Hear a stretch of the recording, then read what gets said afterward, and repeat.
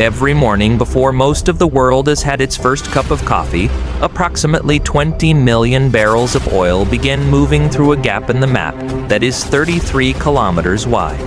20 million barrels every single day. 1/5 of all the petroleum on Earth that moves by sea through 33 kilometers of water between two countries that have been pointing weapons at each other for 45 years. When the United States and Israel launched Operation Epic Fury on February 28, 2026, most of the world focused on the strikes, the explosions over Tehran, the nuclear sites hit, the carrier groups positioned offshore. The map told a different story, because a war between America and Iran does not stay between America and Iran. It reaches the Gulf in hours.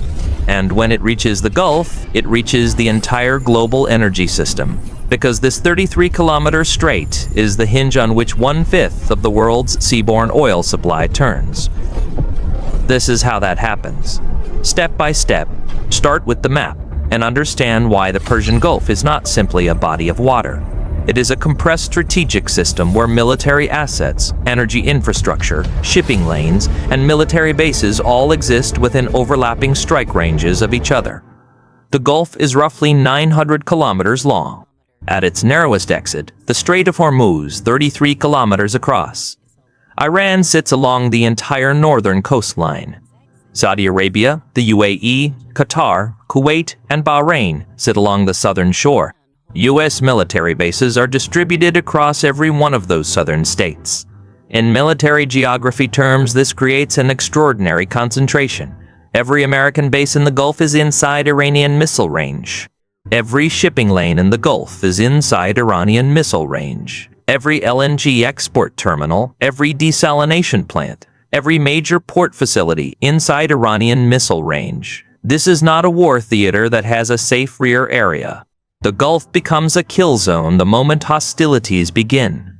The question is not whether Iran can threaten these assets. The question is which ones it prioritizes, in what order, and with what effect. The geography made this inevitable.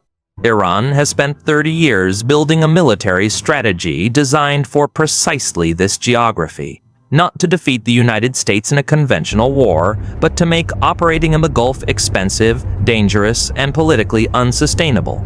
The strategy is known as anti-access, area denial. The first layer is missiles.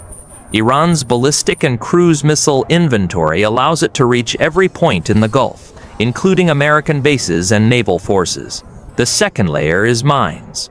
In narrow waters, even the threat of naval mines can shut down shipping completely. The third layer is fast attack craft and drone boats, capable of swarming vessels in confined waters. The fourth layer is submarines, operating in shallow, complex conditions where detection is difficult. These layers do not need to defeat a navy. They only need to make the Gulf too dangerous to operate in. When Operation Epic Fury began on February 28, 2026, the escalation followed a predictable path. Initial strikes focused on Iranian nuclear and military infrastructure. Within days, the response expanded across the Gulf. American bases and systems were targeted: communication networks, radar systems, logistics infrastructure. The objective was not destruction of power, but disruption of operations. Then came the turning point. Iran announced restrictions on movement through the Strait of Hormuz. Oil prices surged. Shipping traffic dropped sharply. Alternative routes proved insufficient. The Gulf had become an active conflict zone. Every American base in the region faces the same reality, built to project power, but fully exposed to retaliation. Missile flight times are measured in minutes. Defense systems operate under extreme pressure. Against coordinated attacks, the margin for error disappears. The Gulf states hosting these bases face a structural dilemma. Their security depends on external protection, but that same protection makes them targets. The Gulf is not just a battlefield, it is a global supply artery. A large share of the world's oil flows through this narrow passage, much of it toward Asia. When disruption begins, the first impact is not physical destruction. It is financial risk. Insurance costs rise. Shipping slows. then stops, the system does not collapse because it is destroyed. It collapses because it becomes too risky to operate. As prices climb, the effects spread globally. Countries far from the conflict begin to feel the pressure.